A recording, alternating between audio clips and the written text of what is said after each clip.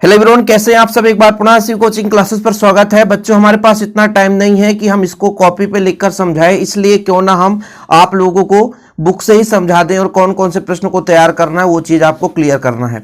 बच्चों, जैसे हमने इसके पहले चैप्टर 1 का पार्ट 1 हमने करा दिया है और कई बच्चों ने कहा कि सर सभी चैप्टर के करा दीजिए, तो जितना हो सकता है बच्चों मैं आपको समझाऊंगा। आप इसको समझने की कोशिश करेंगे, यदि आप लोगों को क्वेश्चन समझ में आ जाएगा तो कुछ ना कुछ आप एग्जाम में लिख ही लोगे। तो चलिए शुरू करते हैं। आज का पहला प्रश्न है, what is Saheb looking for in the garbage dumps, where is and where has he come from. देखिए बोला है व्हाट इज साहेब, जो साहेब थे क्या देख रहे हैं, looking for in the garbage dumps, यानी जो गार्बेज बैग था उससे क्या देख रहे थे। जो साहेब थे, जब इसको हम थोड़ा सा यदि पाठ पढ़ते हैं तो वहां पे मिलता है कि जो साहेब हैं वो सोना ढूंढ रहे थे, सोना या सिक्के, कुछ रुपए की बात करते हैं। तो कभी कभी आपके बुक में मिल जाता है कि Saheb is looking for gold, ठीक है। या कभी कभी मिलता है बच्चों Saheb is looking some silver coins और करेंसी नोट्स। देखिए दोनों चीज मिल जाएगा, तो कंफ्यूज हो जाओगे सर तो हमने इसे याद किया था। तो यहां पर आप लिख सकते हो कि Saheb is looking for gold, bracket में आप लिख लेना करेंसी, या आप लिख लो सिल्वर कॉइंस और करेंसी, दो में यहां पे ब्रैकेट लिख लो कॉइंस और करेंसी, कोष्टक में लिख लेना। तो साहेब इज लुकिंग फॉर गोल्ड्स, क्या ढूंढ रहे थे, सोना। कहां से, इन द गार्बेज बैग्स, तो यहां पर इन द गार्बेज डम्प्स है, सॉरी तो डम्प्स हो जाएगा, ठीक है, डम्प्स। अब यहां पर देखिए पूरा प्रश्न सही लिखाया, साहेब इज लुकिंग फॉर, क्या फार के बाद जोड़ दिया हमने, गोल्ड, तो साहेब इज लुकिंग फॉर गोल्ड, ठीक है। कोष्टक में लिख लो बच्चों आप क्या, कॉइंस और करेंसी, ठीक है, इन द गार्बेज डम्प्स। अब आगे पूछा है वह कहां है और कहां से आया है, तो वो कहां से आया और कहां है, तो देखिए आगे लिखा है he is in the neighbourhood of the author, जो लेखक का है ये क्या है, पड़ोसी है, लेखक का है पड़ोसी है, और साहेब हैज कम्स फ्रॉम बांग्लादेश, और बांग्लादेश से आया है। बस इतना यदि आप लिख देते हो, इसके आगे नहीं लिखोगे तो भी नंबर मिल जाएगा, ठीक है बच्चों। यहां पर देख लीजिए he comes from Bangladesh, live in यहां पर सीमापुरी दलही, तो यहां पर इसको भी आप देख लीजिए, बढ़िया है। अब आपको समझ में आ गया होगा इस क्वेश्चन का आंसर कि भाई क्या देख रहा था, तो he is looking for some silvers, मतलब साहेब लुकिंग्स फॉर, यहां पर लिख गोल्ड, सिल्वर, कॉइंस या currency in the garbage dumps.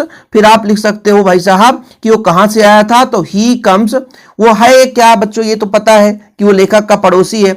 He come from Bangladesh, कहां से आया था, बांग्लादेश, और कहां रह रहा है एंड लाइव्स इन सीमापुरी दलही में रह रहा है। देखिए ऐसा क्वेश्चन, तो कई सारे बुक्स होते हैं ना, लोगों को कंफ्यूजन रहता है, इसलिए मैं आपको जोड़ के बताता हूं, समझाता हूं कि साहेब लुकिंग क्या देख रहा था बच्चों, गोल्ड देख रहा था, गोल्ड के ब्रैकेट में लिखना है कॉइंस आर करेंसी, ठीक है। वो कहां से आया था, तो he has come from Bangladesh, और वो कहां रह रहा है, एंड लिव इन सीमापुरी, ठीक है, खत्म कहानी, शॉर्टकट में लिख लिया।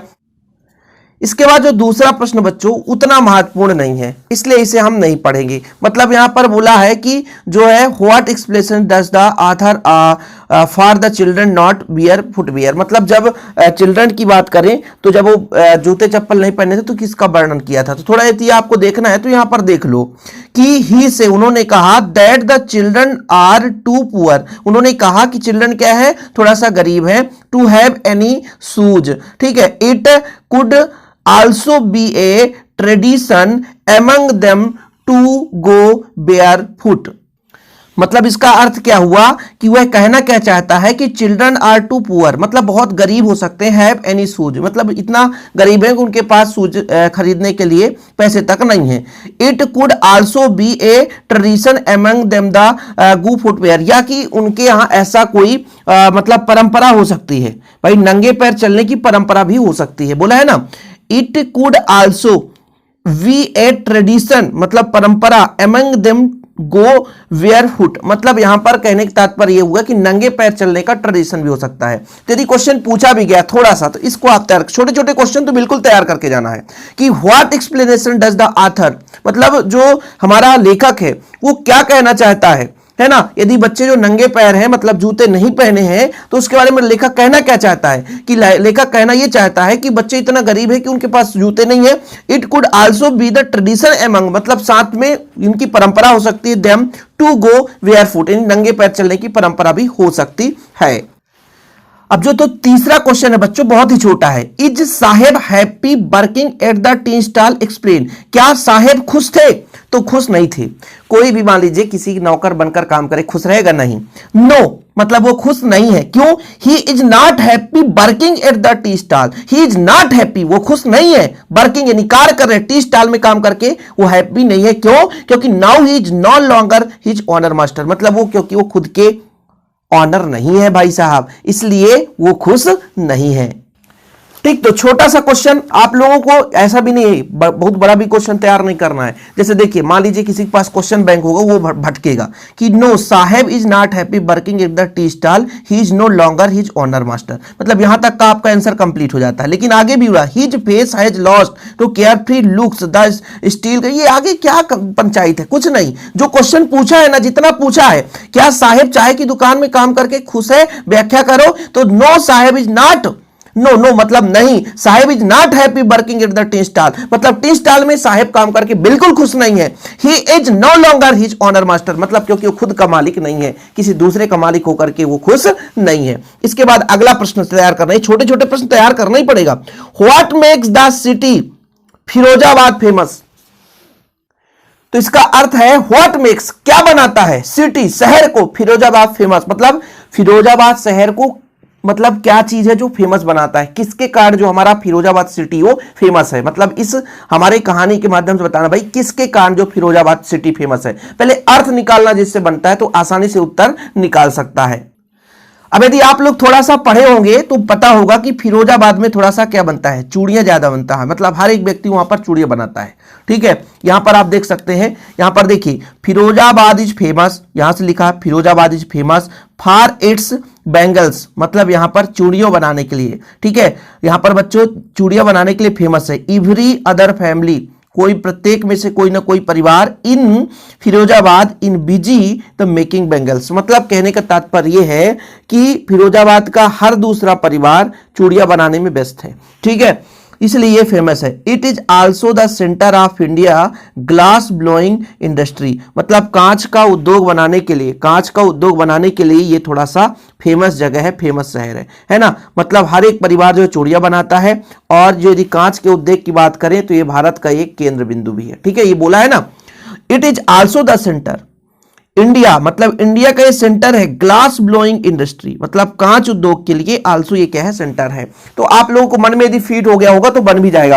What makes the city the Firozabad famous, मतलब क्या चीज जो है फिरोजाबाद सिटी को फेमस बनाता है बच्चों। तो यहां पर जो चूड़ियां बनाई जाती है, Firozabad is famous for its bangles, मतलब बैंगल्स का मतलब ये हुआ चूड़ियों को बनाने के लिए फेमस यहां पे बना जाता है बच्चों। एवरी मतलब हर एक में से, हर दो में से कोई व्यक्ति, एवरी अदर मतलब हर दो में से कोई व्यक्ति या परिवार, Firozabad is busy in the making bangles, मतलब कहीं ना कहीं हर दो परिवार से एक परिवार क्या है, चूड़ियां बनाने में बिजी है। It is also the centre of Indian glass blowing industry, मतलब ये हमारा जो भारत देश का वैसे भी केंद्र है कांच उद्योग के लिए, कांच के इंडस्ट्री के लिए। ठीक है, तो ये क्वेश्चन हो गया बच्चों। इसके बाद 2023 में एक क्वेश्चन पूछा गया था चैप्टर 1 चैप्टर 2 के लगातार आप 10 प्रश्न जरूर तैयार, जैसे चैप्टर 2 के तो 5-6 महीने कहा, चैप्टर जो आपका 2 है बच्चों, यहां से लगभग आपको 5-6 क्वेश्चन, जो 10 क्वेश्चन है इसको आपको समझ के जाना है। क्वेश्चन यहां से बनना ही बना, पक्का देखने को मिलेगा, पक्का आप देख लेना और कहोगे कि हां सर 10 मिनट का वीडियो देख के जाओगे और एक क्वेश्चन फंस जाएगा, क्या चाहिए यार, क्या चाहिए आप लोगों को बताओ ना। यहां पर बोला है, यहां पर ये क्वेश्चन तो थोड़ा समझ लो, how is Mukesh attitude to his situation different from that of his family. अब यहां पर ये बोला है कि जो मुकेश है वो किस कारण से अपने परिवार से भिन्न है। बोला ना एटीट्यूड, वो कौन सा एटीट्यूड है, to his situation different from that of his family. मतलब मुकेश को ऐसा क्या है कि अपने परिवार से वो भिन्न है। बहुत सिंपल है, देखो मैं आपको कहानी बताता हूं। मुकेश साहब जो थे वो मैकेनिक बनना चाहते थे। वो नहीं चाहते थे कि मैं चूड़िया किसी के अंडर में रहकर काम करूं, और पूरा परिवार जो है चूड़िया बनाता था। फिरोजाबाद की कहानी है, तो पूरा परिवार जो है क्या बनाता था, चूड़िया ही बनाता था। देखो Mukesh belongs to a family of bangles makers, मतलब कहीं ना कहीं जो चूड़ियों बनाने की काम करते हैं उस परिवार से मुकेश बिलोंग कर रहे थे। He does not like making bangles, मतलब वो पसंद ही नहीं करते, ही डज नॉट, वो पसंद नहीं करते बेंगल्स बनाने में। He instants on being his own master, मतलब वो खुद का ऑनर बनना चाहते हैं। वो बोले ऐसा नहीं हम किसी अंडर के कार्य करें। He want to become a motor mechanic, वो मोटर मैकेनिक बनना चाहते थे। And wants to go the training of it, मतलब उस मोटर मैकेनिक बनने के लिए ट्रेनिंग में जाना चाहते थे, इसलिए वो अपने परिवार से भिन्न है। इसमें यह पूछा गया कि वो किस प्रकार से अपने परिवार से भिन्न है। तो ऐसे आसानी से आप समझ गए होंगे कि भाई साहब जो हमारे मुकेश साहब थे क्या थे, एक प्रकार से मैकेनिक बनने की इच्छा रखते थे।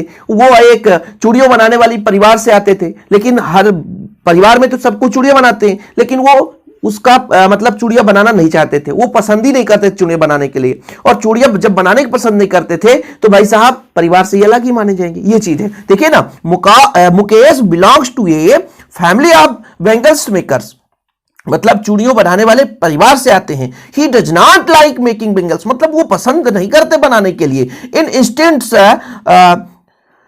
On being his own master, मतलब ये बोलना चाहते हैं कि हम खुद का मास्टर बनना चाहते हैं, खुद का हम एक प्रकार से ऑनर बनना चाहते हैं। He want to become a motor mechanic, और साथ में वो मोटर मैकेनिक बनना चाहते हैं और चाहते हैं कि वो ट्रेनिंग में जाए, इसलिए अपने परिवार से भिन्न है। सिंपल है बच्चों, ठीक है। इसी प्रकार से अगला प्रश्न देख लो। What could be some of the reason for the migration of people from village to cities. अब इसमें पूछा क्या है, देखिए what could be some of the reason, क्या रीजन था कि for the migration of people from village to city, मतलब माइग्रेशन मतलब विस्थापित कर रहे थे। अच्छा यहां पे ये पूछा है कि कुछ ऐसे कारण बताओ, सम रीजंस, कुछ कारण बताओ कि जो लोग हैं, पीपुल्स हैं, वो माइग्रेशन मतलब विस्थापन कर रहे हैं। कहां से, विलेज टू सिटी, मतलब गांव से शहर क्यों जा रहे हैं, बताइए। अब वैसे भी कोई व्यक्ति गांव से शहर क्यों जाएगा, क्योंकि यह चीज क्लियर है कि यदि आपको घर में या गांव में रोजगार नहीं मिलेगा, आपके घर गांव में यदि मान लीजिए खेती कर रहे हैं वो भी नहीं होगा, तो आप जाओगे, ठीक है। तो कुछ रीजन बताना पड़ेगा, साथ में हो सकता है आपका जो परंपरा वो भी समाप्त हो। देखिए the reason for migration are many, मतलब बहुत सारे लोगों के विस्थापन का कारण क्या था, देयर फील्ड्स एंड होम्स, जो खेत है, घर है, were swept away by frequent storm, मतलब हवा के कारण जो हमारा घर है वो टूट फूट जाता है। कारण बता रहा है ना, पलायन के अनेक कारण है, जैसे खेत और घर, जो तूफान आता है ना, बोला है ना भाई, the fields and home were swept away by frequent storm, storm मतलब हवा, तूफान आने से हमारा घर खेत सब क्या हो जाता है, बह जाता है। मतलब यदि आंधी तूफान पानी अच्छे से आ जाए तो बह जाता है। They had nothing to eat, उनके पास खाने का भी नहीं है।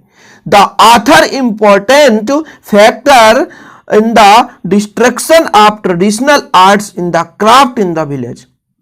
ऑथर ये कहता है, कभी ये कहना चाहता है कि अनदर इंपॉर्टेंट फैक्ट्स, मतलब कुछ दूसरा फैक्ट ये भी है, डिस्ट्रक्शन मतलब खत्म हो रहा है ऑफ ट्रेडिशनल आर्ट्स, जो उनकी पारंपरिक कला है, and craft in the village, जो पारंपरिक कला है, क्राफ्ट मतलब शिल्प है, वो भी समाप्त हो रहा है। बोला देखिए द अनदर इंपॉर्टेंट, मतलब कुछ और ऐसे महत्वपूर्ण फैक्ट्स हैं इन द डिस्ट्रक्शन, यानी समाप्त होने का, of the traditional art, traditional art मतलब पारंपरिक कला, and craft in the village, और गांव की जो शिल्प है वो भी विनाश हो रहा है। मतलब यहां पे लोगों के पलायन होने का कारण क्या क्या है, तो पलायन होने का कारण यह है कि भाई साहब जो हवा आता है यानी तूफान आता है, जिससे फील्ड्स यानी घर मकान सब बह जाते हैं, है ना। उनके पास they had nothing to eat, उनके पास खाने का भी नहीं है। दूसरा कारण यह भी है कि उनका जो पारंपरिक जो कला है और जो उनके पास शिल्प है वो भी समाप्त हो रहा है। इस कारण से वो गांव से शहर की ओर पलायन कर रहे हैं। तो ये इतने क्वेश्चन मैंने समझा दिए। ये 8वां क्वेश्चन ना पढ़ो भाई, ऐसे भी क्वेश्चन पढ़ो जो आपसे बन जाए कम समय में। अब पूरा रट्टाफिकेशन करते रहो, ऐसा नहीं है। मैं तो कहता हूं कि 10 तक यदि पढ़ लिए ना, यदि किसी तरीके से क्वेश्चन आ गया तो घुमा फिरा करके उससे लिख देना। जैसे बोला है, how in your opinion can Mukesh realize his dream, मतलब क्या ओपिनियन है मुकेश के ड्रीम पर, बताइए बताइए।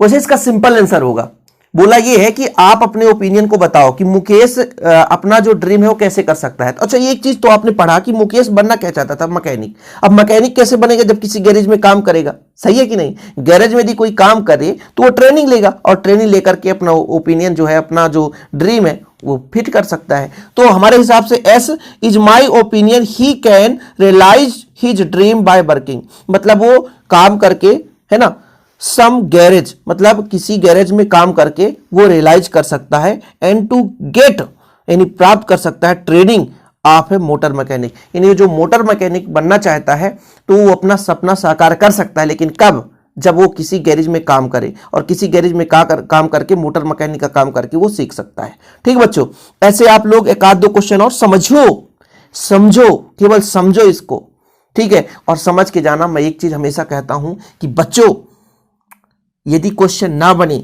इतना समझ में आ जाए कि भाई साहब हाँ ये इस कहानी का है, इससे संबंधित है, तो कुछ ना कुछ लिख के जरूर आना। वैसे हालांकि एक आध दो ऑप्शन में रहते हैं तो आपसे बन ही जाएगा, लेकिन नहीं बन रहा तो उस चैप्टर का कोई भी आंसर लेकिन लिख के जरूर आना।